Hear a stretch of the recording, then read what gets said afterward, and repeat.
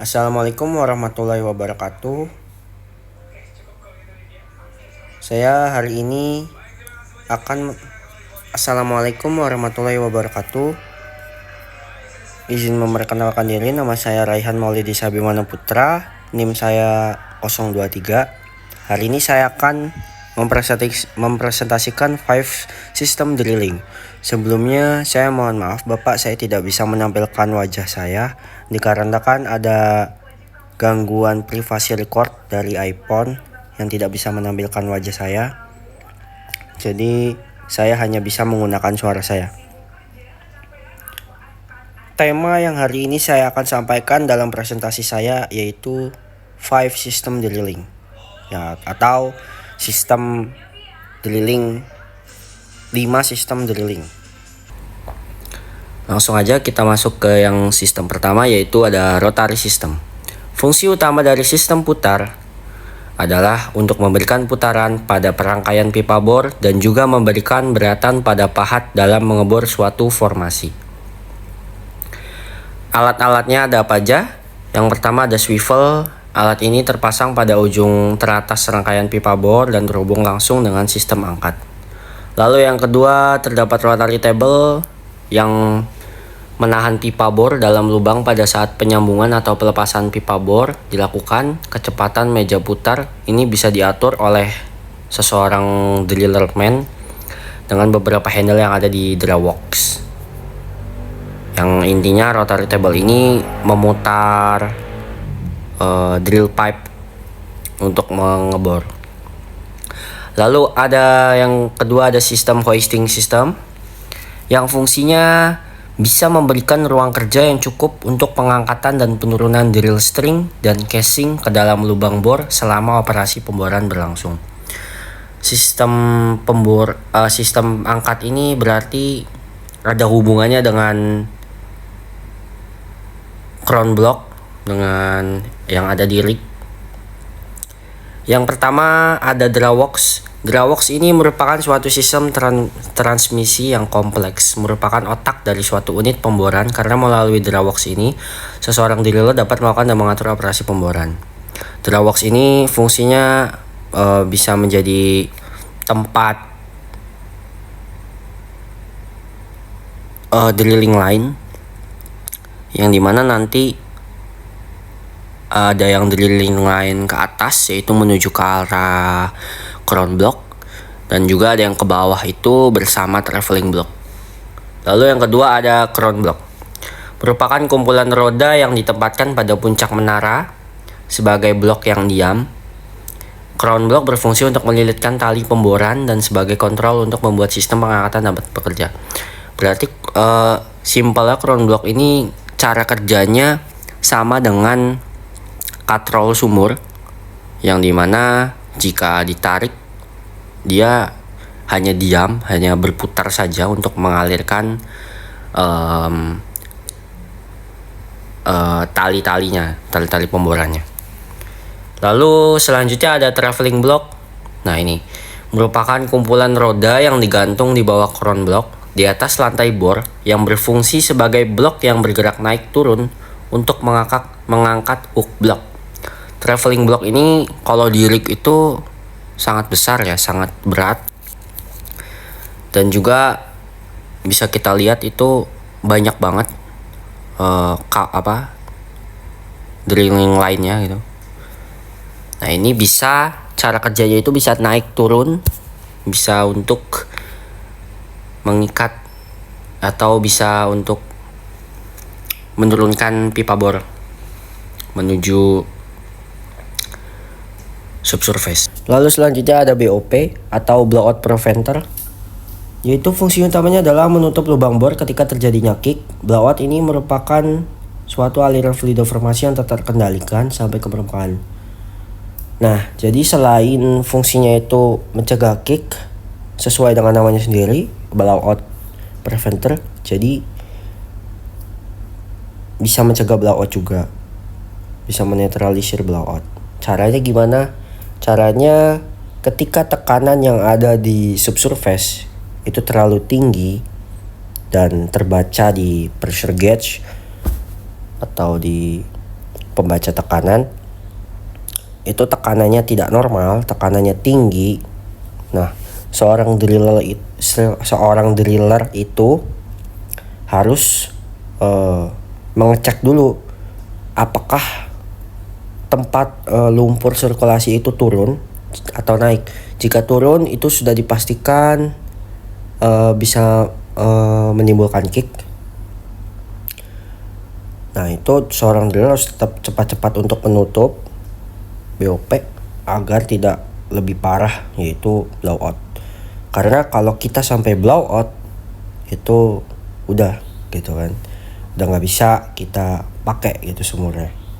Tapi kalau kick itu masih bisa ditutup sama BOP, tinggal kita tunggu tekanannya rendah lagi, terus masuk ke section line untuk dibuang gasnya segala macam, diolah atau di flare atau dibuang gitu kan.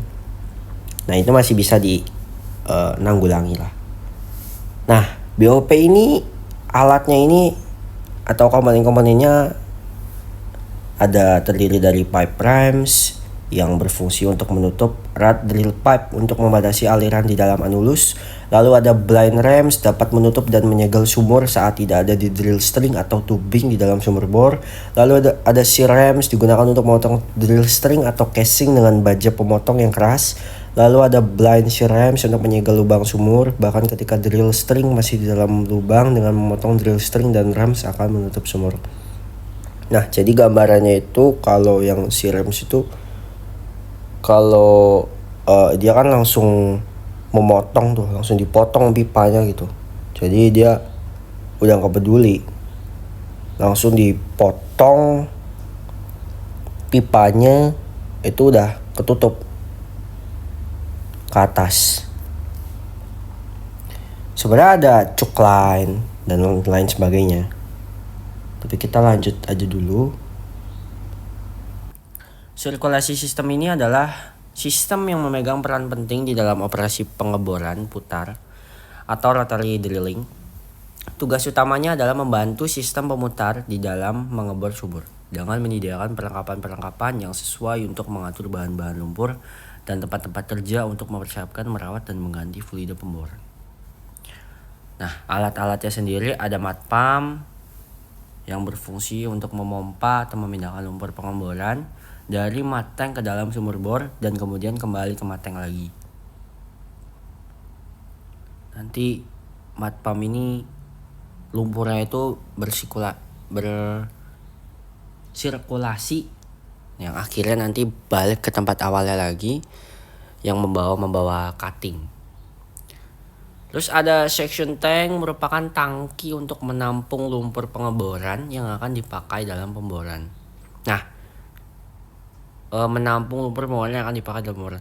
Nah, nanti lumpur-lumpur itu kan tergantung keadaan di subsurface-nya, dimana jika tekanannya lebih besar daripada formasi, nanti bisa mengakibatkan kick loss atau loss. Kalau tekanannya kurang, itu nanti bisa terjadi kick. Nah, jadi lumpur ini sendiri didesainnya juga tergantung keadaan di subsurface, dimana yaitu tadi, kalau kita kelebihan kita salah, kalau kita kekurangan juga bisa berakibat fatal juga. Jadi desain lumpur ini didesain sedemikian rupa agar tidak terjadi problem-problem yang merugikan perusahaan. Lalu kita masuk ke section line. Section line ini pipa penghubung antara section tank dan pompa lumpur. Kalau dari gambar, section line itu yang ini, yang panjang, garis panjang ini. Nah, ini merupakan sirkulasi sistem yang dari mud pump, lalu ke discharge line, stand pump, terus rotary hose, swivel kelly, drill pipe, ke anulus, ke drill collar, terus langsung ke drill bit, keluar dari rongga-rongga yang ada di drill bit, Lalu dia mengangkat cutting ke atas, terus masuk ke section line, lalu dia masuk ke mateng. Mateng ini berisinya itu untuk shaker ya, untuk memisahkan lumpur sama cutting yang tadi terangkat. Nah, ini di dalam mateng juga banyak banget ya komponen-komponennya yang untuk memisahkan batuan-batuannya ada berbagai macam kan. Ada yang tipe cuttingnya yang besar, ada tipe cutting yang halus. Nah itu nanti beda-beda sendiri. Nanti dia men-shaker sampai sedemikian rupa yang akhirnya nanti balik lagi ke mat pump. Lalu selanjutnya ada discharge line. Nah discharge line tadi yang pertama itu yang awal dari mat pump, habis itu ke discharge line. Pipa yang menyalurkan lumpur pengeboran keluar dari pompa lumpur. Lalu selanjutnya ada power system. Power system sendiri ada dua subkomponen utama, yaitu power supply equipment yang dihasilkan oleh mesin-mesin besar yang dikenal sebagai prime mover atau penggerak utama. Lalu ada distribution equipment, transmission meneruskan tenaga yang diperlukan untuk memeriksa pemboran. Nah, prime mover unit ini tenaga yang dihasilkan sebuah prime mover bersekitar antara 500 sampai 5000 HP. Jenis mesin yang digunakan adalah diesel compression engines, gas spark ignition, dan engines. Nah, yang warna kuning ini adalah gambaran untuk prime mover unit. Lalu ada mechanical power transmission, berfungsi sebagai penghubung untuk menghubungkan tenaga power yang berasal dari prime mover ke peralatan-peralatan atau mesin-mesin yang ada di rig.